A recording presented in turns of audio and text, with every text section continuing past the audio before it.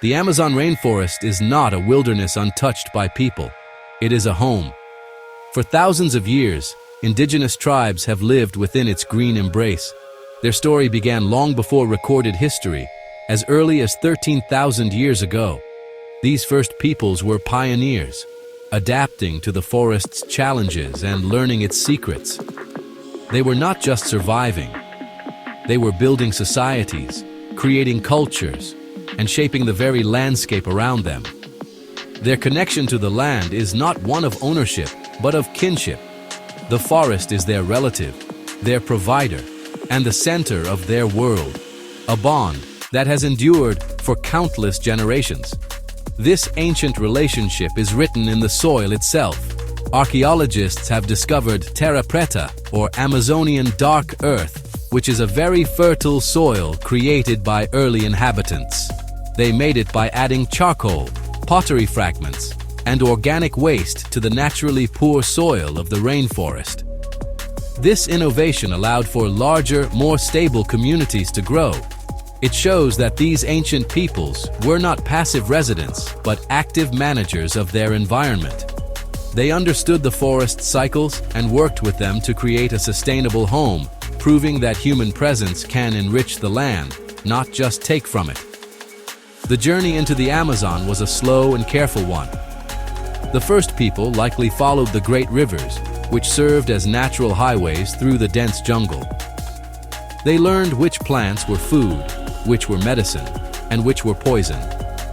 They studied the behavior of animals, from the silent jaguar to the colorful macaw. This deep knowledge, passed down from parent to child through stories and songs, became their most valuable tool for survival. Every tree, every river, and every creature held a lesson, and they listened closely, weaving this wisdom into the fabric of their daily lives and spiritual beliefs. This long history means that the Amazon as we see it today is partly a human creation. Many of the fruit trees and useful plants that seem to grow wild were actually planted and managed by generations of indigenous farmers. The forest is a garden, a library, and a cathedral all at once. The tribes that live there today are the inheritors of this ancient legacy. They are not relics of the past, but living links to a history that is as deep and complex as the rainforest itself, carrying the knowledge and spirit of their ancestors into the modern world. Long before Europeans ever dreamed of a new world, the Amazon was home to large and complex societies. These were not small, scattered groups of nomads. They were organized communities with leaders, farmers, and artisans. They built impressive earthworks, including mounds, canals, and defensive ditches that can still be seen today from the air. These structures suggest that millions of people lived in the Amazon basin. Some estimates suggest the population was as high as 10 million people. These societies were well-fed, well-organized, and deeply connected to their environment, creating a thriving world hidden beneath the canopy. Farming was the foundation of these early societies. They did not clear vast fields like modern agriculture. Instead, they practiced a form of agroforestry, mixing crops with the natural forest. They cultivated manioc, a root vegetable that became a staple food, along with corn, beans, squash, and sweet potatoes. They also managed fruit orchards and cared for useful palms. This clever system allowed them to feed large populations without destroying the rainforest. It was a sustainable model that worked in harmony with the ecosystem, providing food while preserving the biodiversity that made the forest so rich and vibrant. These early Amazonians were also skilled builders and artists. They constructed large communal houses, called malocas, which could shelter an entire extended family. These buildings were made entirely from forest materials, with sturdy wooden frames and roofs of woven palm leaves. They were cool, waterproof, and designed to last for many years. Inside these homes, people created beautiful pottery, intricate baskets, and feathered ornaments for ceremonies. Their art was not just for decoration. It was a way to express their beliefs, tell stories, and connect with the spiritual world that they saw all around them. The size and complexity of these pre-colonial societies challenged the old idea of the Amazon as an empty wilderness. They had networks of trade and communication that stretched for hundreds of kilometers along the rivers. They shared ideas, goods, and cultural practices. The existence of these large, settled populations shows a deep understanding of how to live successfully in the rainforest. It was a world built not on conquest and extraction, but on balance and respect for the natural world. This legacy of sustainable living holds important lessons for us today as we face our own environmental challenges. The arrival of European explorers in the 16th century marked a devastating turning point for the people of the Amazon. The newcomers were not interested in learning from the indigenous societies they found. They were searching for gold, spices, and land to claim for their kings. They saw the indigenous people as obstacles or as a source of free labor. This clash of worlds was not a meeting of equals. It was an invasion that brought with it violence, enslavement, and destruction on a scale that the Amazon had never before witnessed.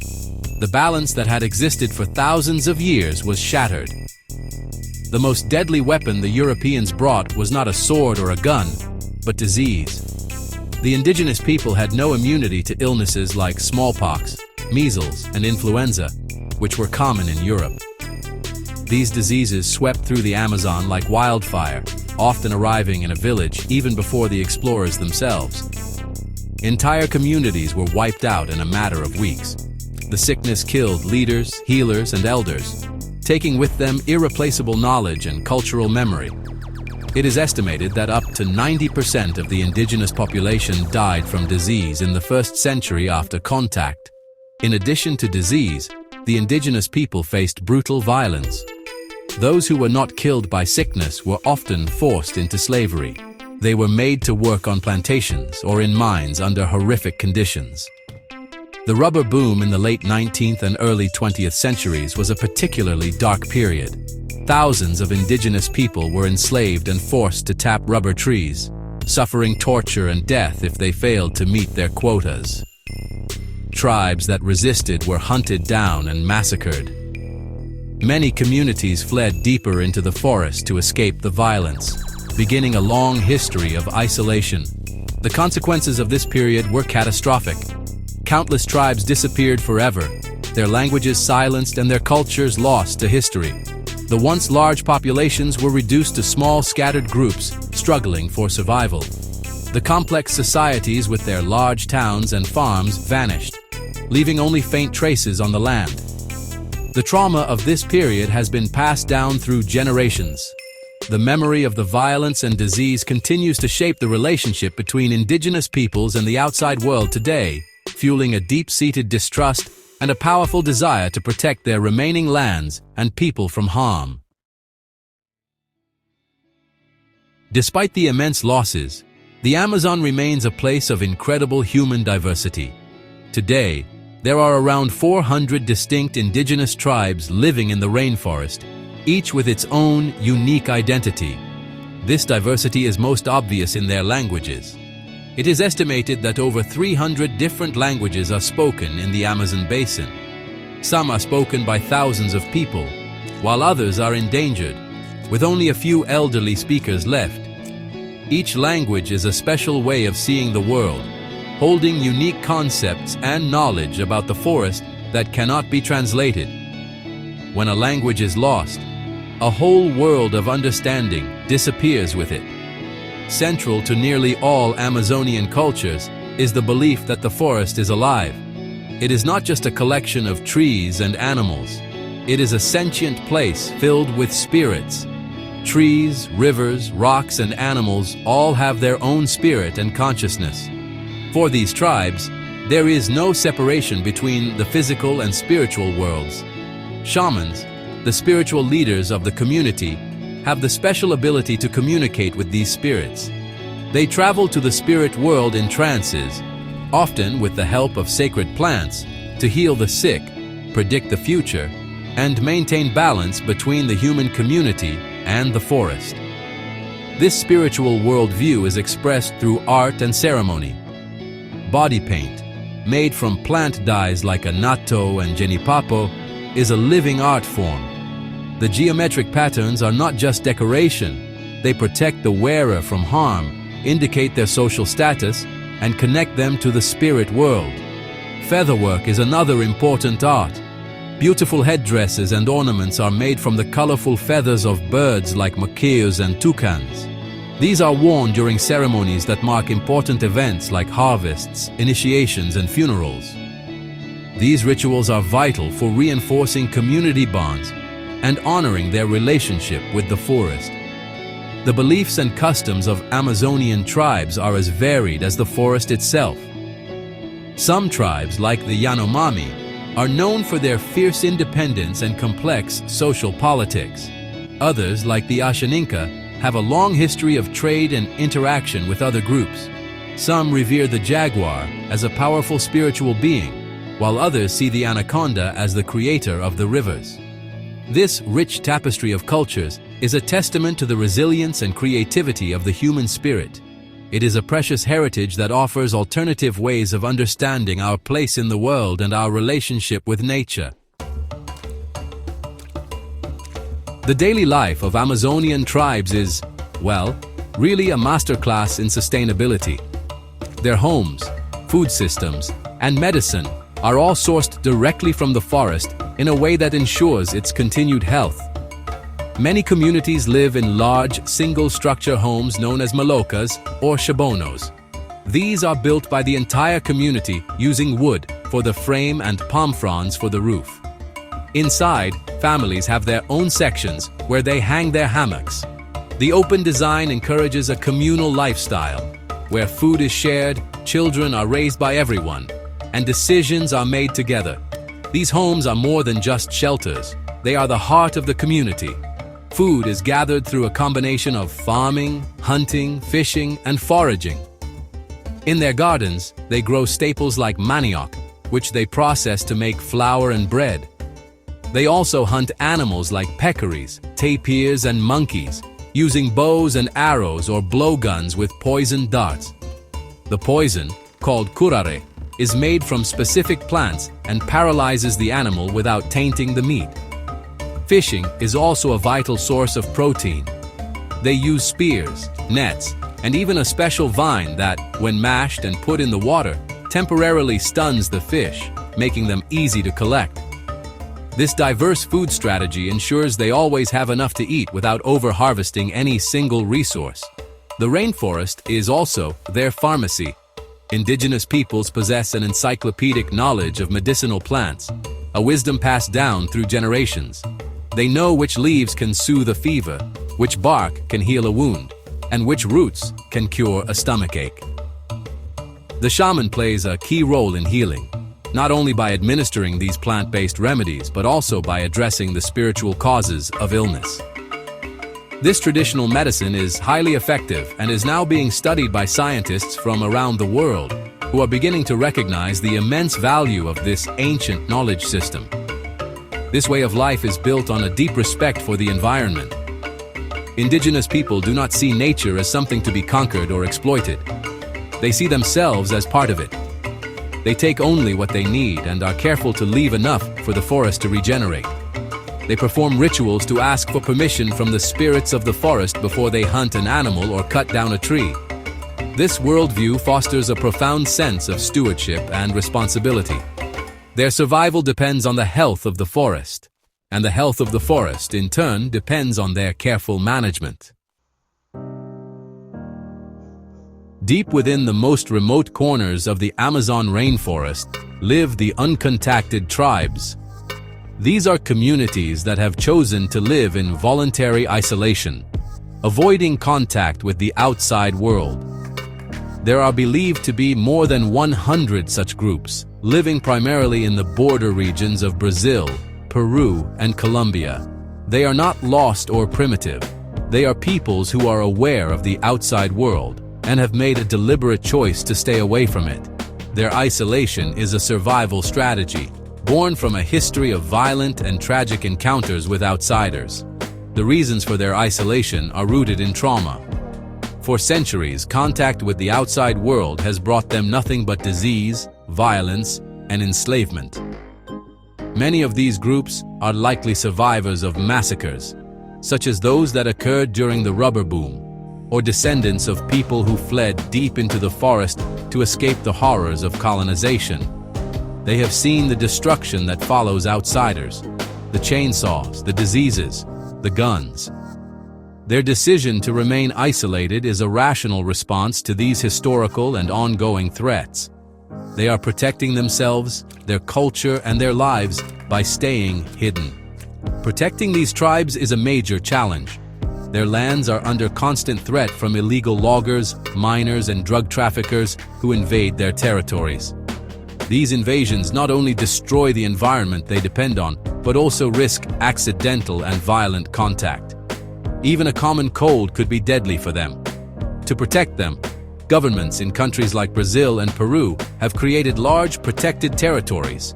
The official policy is one of no contact, which means their land is legally protected and outsiders are forbidden from entering. The goal is to allow them to live as they choose, free from outside interference. The existence of uncontacted tribes raises important ethical questions. They are a powerful reminder that there are still people on Earth living completely outside of our globalized society. They represent the ultimate form of self-determination. Their continued survival depends on respecting their choice to remain isolated. Organizations that advocate for indigenous rights work to monitor their territories from a distance, using satellite imagery and aerial flyovers to track threats and ensure their lands remain secure. Their fight is to protect not just a piece of land, but the right of a people to simply be left alone. In the 21st century, the indigenous peoples of the Amazon face a new and relentless wave of threats. The most visible of these is deforestation. Every day, vast areas of rainforest are cleared for cattle ranching, soy plantations, and large-scale agriculture. This destruction is not happening in some distant, empty wilderness. It is happening on indigenous lands. The loss of the forest means the loss of their homes, their food sources, their pharmacy, and the very foundation of their culture. The smoke from the fires pollutes their air, and the loss of trees disrupts the climate patterns they depend on for farming. Alongside deforestation comes the invasion of illegal miners and loggers. Driven by the global demand for gold, timber, and other resources, these invaders illegally enter protected indigenous territories. They bring with them heavy machinery that tears up the land and pollutes the rivers with mercury, a toxic chemical used in gold mining. The mercury poisons the water and the fish, which are a primary food source for many tribes. This leads to serious health problems, especially in children. These invasions also bring violence. Indigenous leaders who stand up to protect their lands are often threatened, attacked, and even murdered. The fight for land rights is another major battle. While many indigenous territories are legally recognized on paper, these laws are often not enforced. Governments, influenced by powerful economic interests, frequently grant concessions for mining, logging, and oil exploration on lands that belong to indigenous communities. The tribes are forced into long and expensive legal battles to defend their rights. This constant struggle for legal recognition of their ancestral lands is exhausting and drains resources that could be used for health, education, and community development. It is a fight for their very right to exist. All of these threats are interconnected. The destruction of the environment, the invasion of their lands, the violence against their leaders, and the struggle for legal rights are all part of the same assault on their way of life. This modern storm is driven by an economic model that sees the rainforest and its people as resources to be exploited rather than a living system to be respected. For the indigenous peoples of the Amazon, this is not an abstract environmental issue. It is a daily fight for survival against forces that threaten to erase them from the world. Faced with these overwhelming threats, the indigenous peoples of the Amazon are not passive victims. They are fighting back with courage, creativity, and a deep determination to protect their world. Their resistance takes many forms, from grassroots activism in their own communities to powerful advocacy on the global stage. Indigenous leaders are now traveling the world, speaking at the United Nations and addressing international conferences. They share their stories, expose the destruction happening in their homelands, and demand that the world take action. They are making their voices heard, and people are starting to listen. Technology has become a powerful tool in their struggle. Indigenous communities are using GPS devices to map their ancestral territories, providing crucial evidence for their land rights claims. They use drones and satellite imagery to monitor their forests for illegal deforestation and mining, documenting the invasions in real time. They use smartphones and the internet to share their stories with a global audience, posting videos and photos that show the reality of their fight. This technology allows them to bypass traditional media and connect directly with supporters around the world, building a global movement for the protection of the Amazon. Alliances have also become essential. Different tribes, who were once isolated from one another, are now forming powerful federations to coordinate their resistance. They are working together to patrol their territories, launch legal challenges, and develop shared strategies. They are also building alliances with non-indigenous groups, including environmental organizations, human rights lawyers, and concerned citizens from around the globe. These partnerships provide crucial financial, legal, and political support, amplifying their voices and increasing their power to effect change.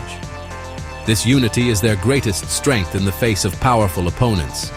This spirit of resistance is fueled by a profound love for their land and a deep sense of responsibility to future generations.